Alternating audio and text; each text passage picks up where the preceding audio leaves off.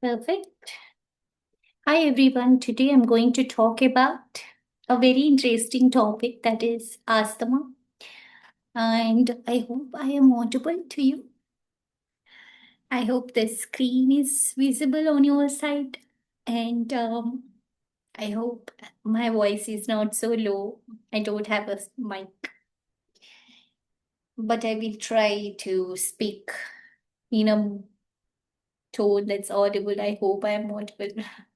Anyways, if I'm not audible, I apologize. I cannot speak much louder than this because I have some throat pain. So, anyways, I want to explain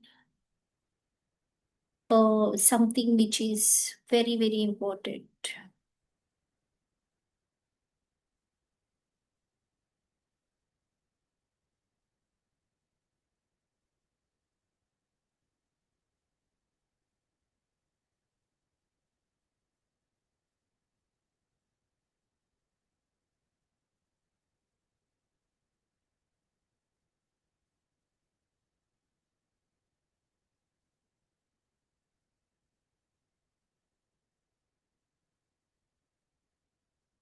What happens in the asthma?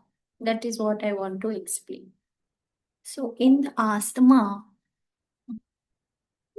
it is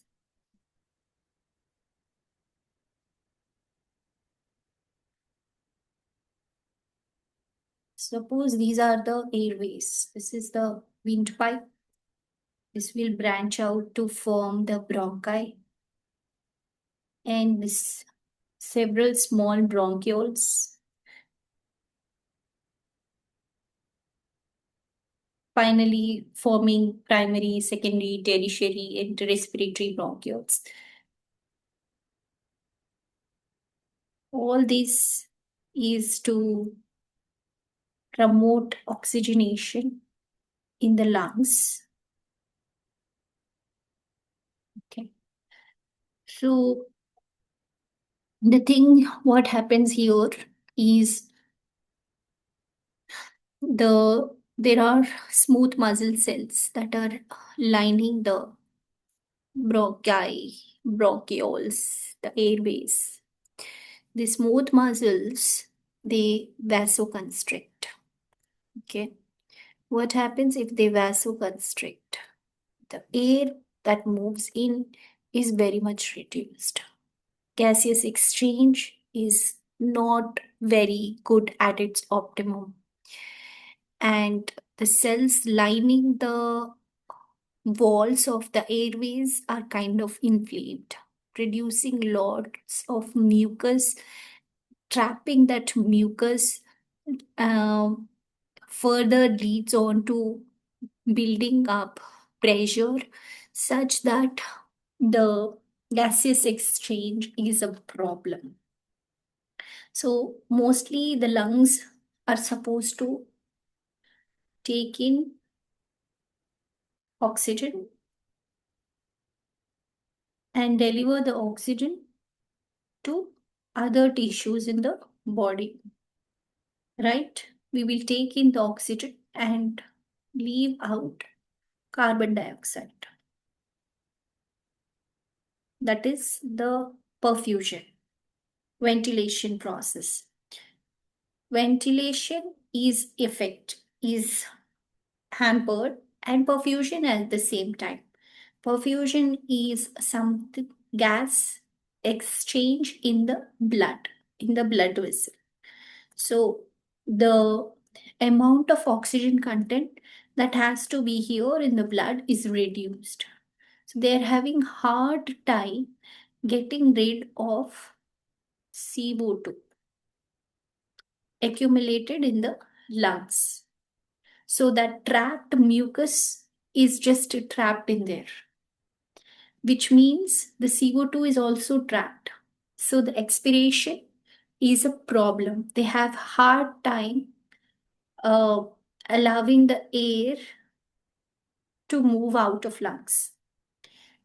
Inspiration, meaning when they want to take in the oxygen, that is not a problem. It's always the carbon dioxide. that is entrapped in that fluid that is secreted by the goblet cells lining the mucosals around the airways. So every time we monitor with oxygen saturation. Okay, oxygen saturation is very low.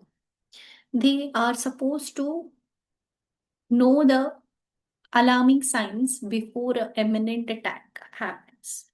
What will be the alarming signs? They can complain of being fatigued all the time, especially with physical activity, maybe during exercise. They can complain of chest tightness, frequent coughing, and on auscultation you will hear expiratory wheezes. And sometimes patient, him or herself, will tell you they can hear breathing sounds, and that is pointing to the wheeze. So I'm just looking at my notes if there is anything left out. Just something that I want to bring up is these patients who have asthma, they need to be warned of the attack. Now, whenever we are giving a medicine to these patients, we cannot say the medicine is allowing the lungs to breathe well or making it strong enough to breathe well. No, we are not doing, our aim is not for that. Our aim would be to temporarily relieve that asthma attack. Our aim is only to provide relief, immediate relief. So, if a patient comes to you asking if the medicine is going to work, you will say yes. Now, if the person is so fearful of the next attack, is this medicine going to help me? Then in that case, your answer is no.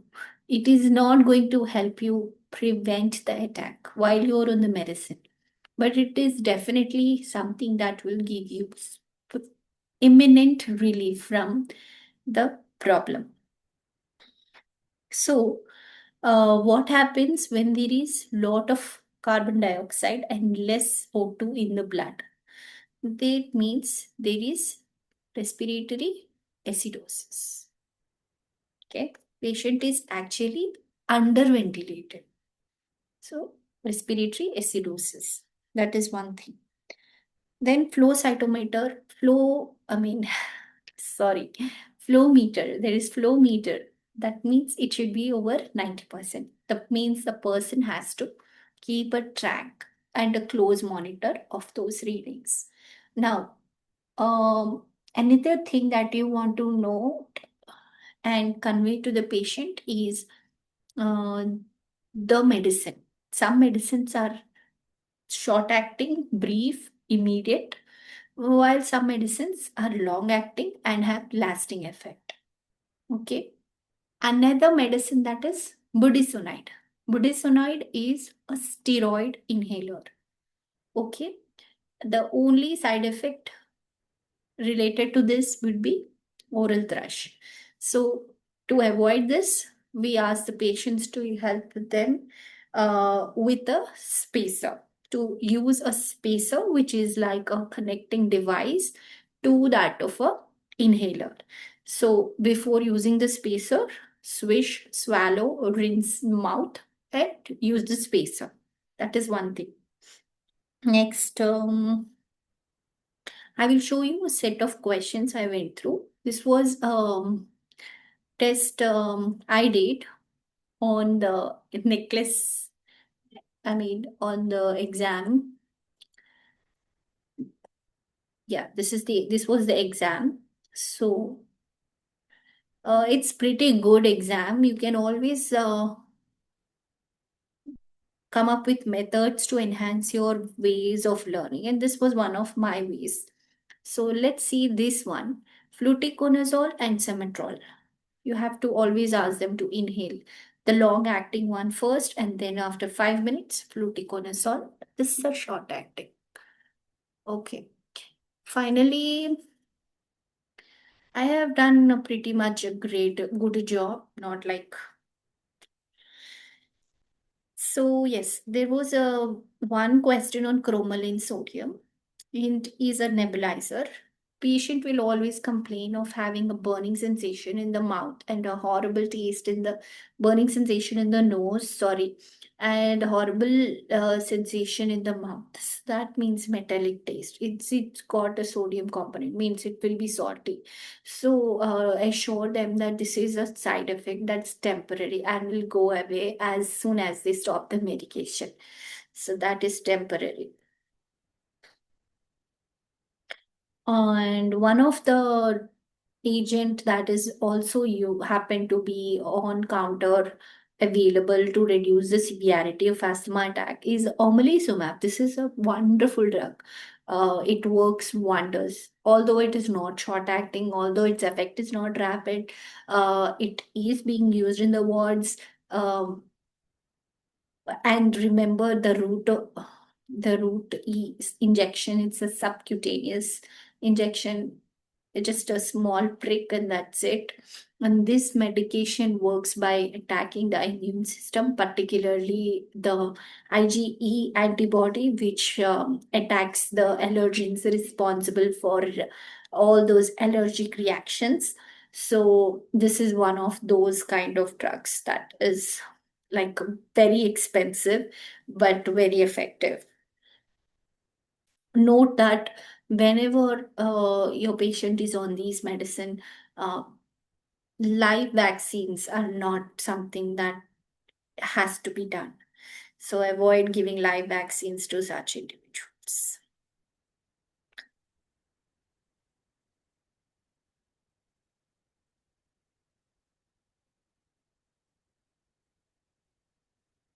Okay.